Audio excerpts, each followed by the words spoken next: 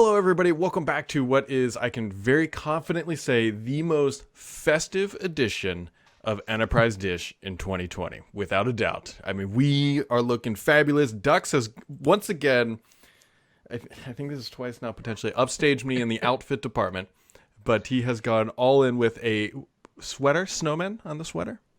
Santa. Santa. Why was I thinking sweater. snowman? Yeah. And then obviously you've got the headset and the hat. Just looking dapper, my man. Just Dude, because now everything's virtual. I gotta up my game on my virtual holiday party, you know?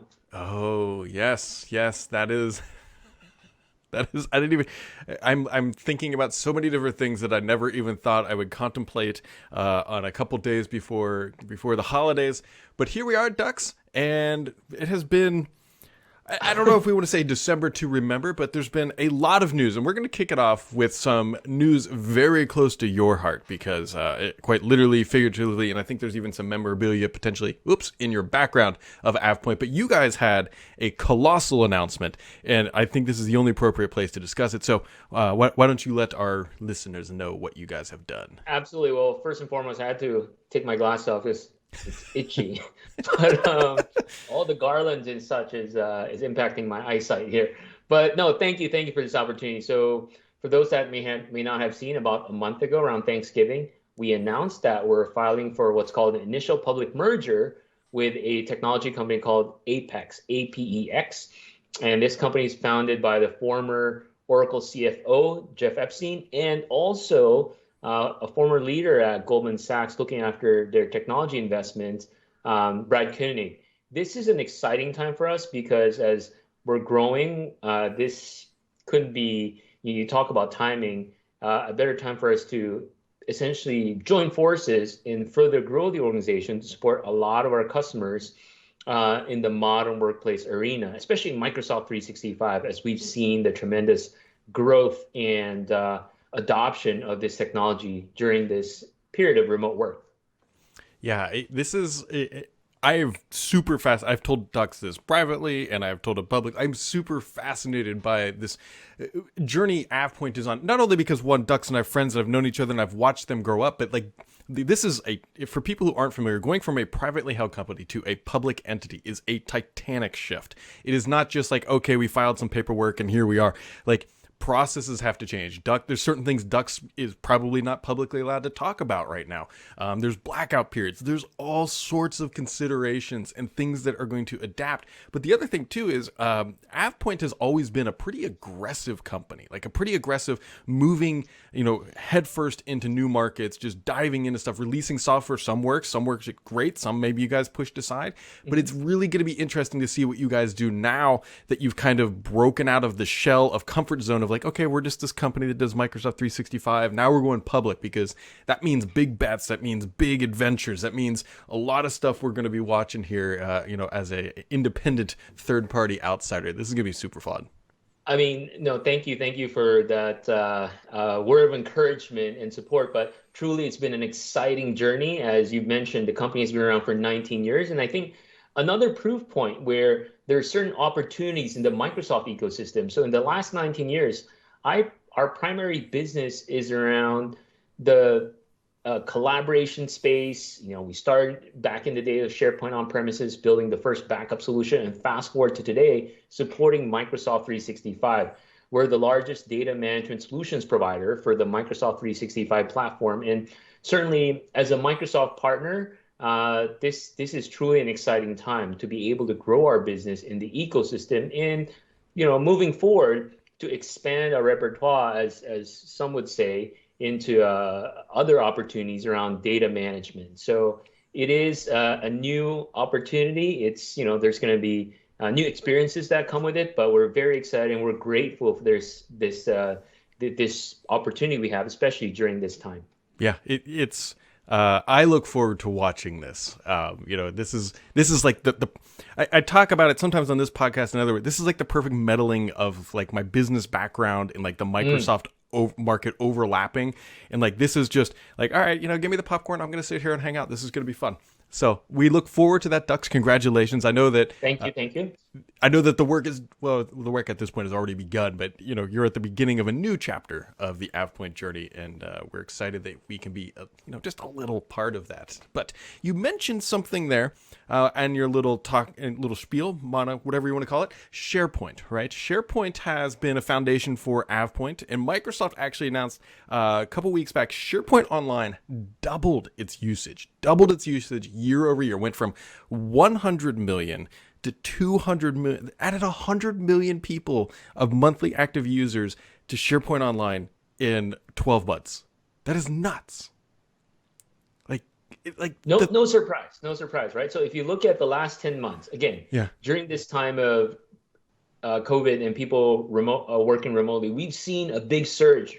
A lot of our customers, first of all, moving from their on-premises investments to Microsoft 365. A lot of people don't realize this, but OneDrive is actually a part of SharePoint. So I suspect that that's part of the statistic. A lot of file shares moving to SharePoint Online, a lot of SharePoint on-premises moving SharePoint Online. And then the second reason is because of the situation we're in, a lot of customers are being more conservative in their IT spend. So they're consolidating a lot of their cloud investments.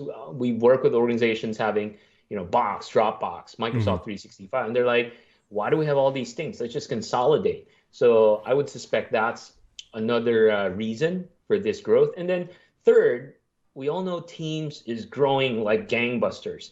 And for those that may not be familiar, Teams, while certainly it's being used for calling and chatting and a lot of the Zoom-like or what used to be Skype capabilities, it's now being used for a lot of team-based collaboration where a lot of documents and content is being stored actually in SharePoint. So I think those three things are really contributing to this intense growth. One of the things that I hope that Microsoft shares one day is when you think about that many users coming on board, the swelling of the data that they are retaining, not necessarily looking at, but like just physically like have to put on a disk. Like there's a very serious story there from Microsoft about how they manage that capacity, how they dealt with that just massive influx of traffic, of content, of storage needs across their data centers. While we know they have tons of them, like 100 million users coming in, they're going to be generating just tons and tons of it. And then there's other layers to that, right? So storing data is one part, but then second is reliability. I know in the past couple of months, we've seen a couple of hiccups, and I would suspect is due to the volume of people using the platform.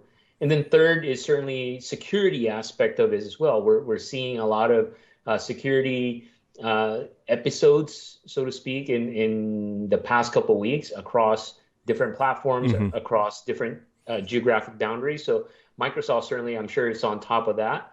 And then the other part is now all these different regulations coming up.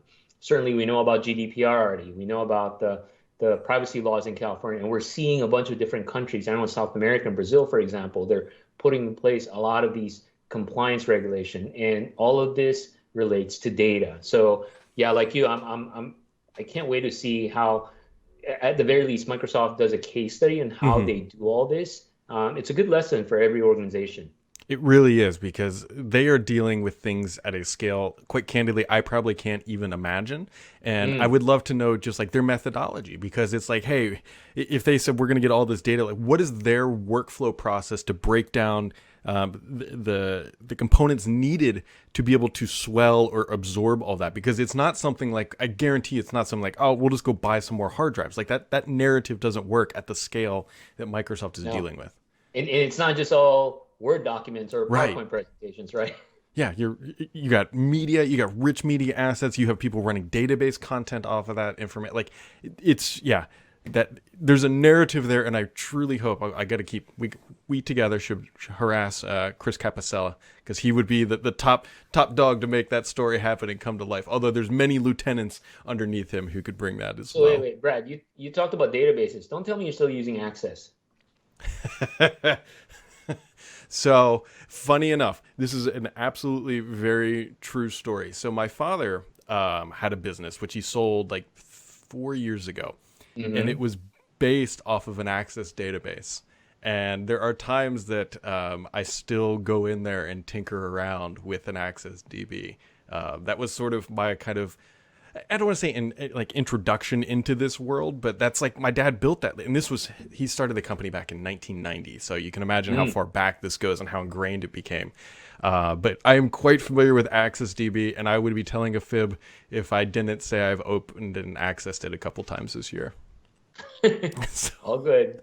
So I did not think Access DBs would be coming up. I did not think that. Other things, Ducks, that have rolled out to Teams, Breakout Rooms, we talked about this a bunch, is here, which is just, I don't want to say it's about time, but I'm really happy that it's here because there's so many, like when it hit my wife's tenant, she was just ecstatic. Because they have new employee, new student onboarding coming up, and Breakout Rooms are things that they've needed for a while.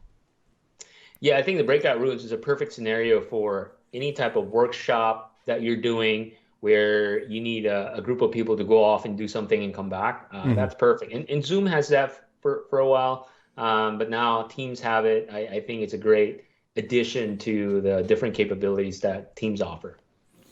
Yep, and then we've also got native notifications coming to Teams. Those should be arriving. They were actually delayed about a month, but they should be arriving, honestly, like any time now. So you might want to check your own app to see if you have that. And Ducks, here's the question. I'm curious where you're going to take this. So we know what's happened in 2020. Like the story has been written. We are in the final hours of the year. Let's talk about 2021. I think if we look back at 2019 and our predictions for 2020, we probably candidly missed the mark because I don't think any of us could predict this. But what do you think is going to be happening for the year ahead in the Microsoft world? Just we're not going to hold you accountable to this, obviously, but curious just your thoughts. I mean, you've got very different insights, and for people who aren't aware, Dux is very much an MVP, but not just any MVP, regional director. Is that correct? That's right. Yeah. So Dux has a completely different vantage point than somebody like myself. So I'm just curious, what you think is on the horizon. So if I were to predict, in fact, I think it's true not only for Microsoft, but a lot of tech companies in general. I think this idea of being more people-centric will be top of mind. And here's why I think that, right? Because first and foremost, remote work technology fatigue is quite apparent, and it's actually becoming a challenge, not only impacting people, but also impacting organizations. We hear a lot about, a Zoom meeting fatigue or just being online too much. So as such, I think organizations will be more mindful on how to best leverage technologies in a way where people can have a true balance of work-life integration. And there's so much technologies we use between Microsoft 365 or mobile devices. And this experience, we all know, if not organized accordingly, can be not only distracting, but also not good for our health. So I think organizations like Microsoft would invest more and look into, okay, how do we help set a lot of these boundaries and guidelines, how to focus more? So for example, with my analytics focus time, I use that a lot. That's awesome. Maybe integrating AI into it to not only remind you, hey, you should take a break or you should do focused work, but maybe potentially looking at how you do meetings and provide recommendations that maybe you should cut down on your meetings, right? So I think that's where a lot of the investment would be going into, especially for this remote work environment. Interesting. That seems like on the surface completely plausible, right? We've already seen some of Microsoft dabbling in that a little bit. They've been trying to maximize some of that productivity through AI over the years with products like Delve that have shown up, just trying to surface content to be more relevant, make your calendar invites that on your PC show up with related content. So I don't think that's a bad prediction. I think if you're taking like what's the logical approach, if I was going to be a little bit more pessimistic, well, not pessimistic, back to the roots, and this is going to shock 0.0 people. If you go back and look at what Satya Nadella is charged with by the board of directors and the shareholders, it's Teams growth. And so, absolutely.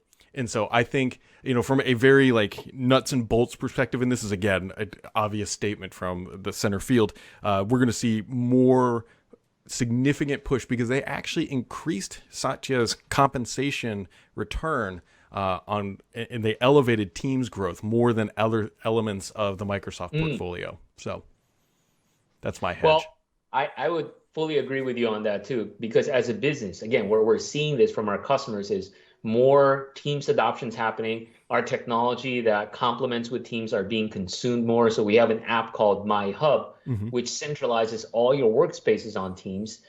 We see it on the telemetry where it's being downloaded a whole lot more. So I'm not surprised. And you see all the messaging around Microsoft lately around modern work is centered around Teams. Good stuff. I always say we should circle back in a year ahead and kind of see how things play out, but I'm a little scared to rewind about a year ago to see how naive we were, because we were probably like, yeah, Dux, I'll see you at Build. Like Ignite's going to be great. Maybe at the partner conference, like it's going to be great. New York, it'll be good. And yeah, I'm not ready to feel right now. Like that's... That'd be a good exercise. Maybe watch reruns of a lot of these year-end prediction shows from last year. Yeah. How many of them would have predicted 2020? And if you find somebody who was right, if you find the guy, be like, look, you're 2020, we're all going to be staying at home. I think there's going to be a disease. Like, that's the guy you take your stock tips from. That's right. Well, Dux, as we wrap up 2020, this is quite literally the last podcast in the Enterprise Dish series for 2020. What's on your mind? What's happening in your world? How's the Washington, D.C. area treating you? As we wrap up 2020, right? Really, while crazy as it may sound, and unexpected as it could be, I'm still very grateful.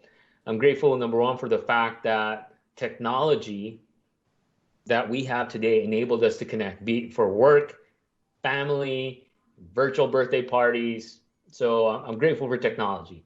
Number two is I'm grateful that we came together as a community, helping each other out. I've seen certainly how there's a lot of support to our frontline workers. And during summer, we work with the Boys and Girls Club to do technology drive, and a lot of people came to support. So I'm grateful for that, right? We all came together in the midst of this challenge, and we figured out how to help each other. And then third is, it's just, this year, again, a lot of people have been affected, but, friends like you and family, everybody's safe and healthy. And I hope that continues on for 2021. Wow, that was nice and wholesome, Dux. It wasn't... that is, I think that's a succulent way of describing that, things are very bad across a wide demographic. But as I think it was Mr. Rogers said, you always got to look for the helpers. Those are the things that are going to give you the light. They're going to help you get through it.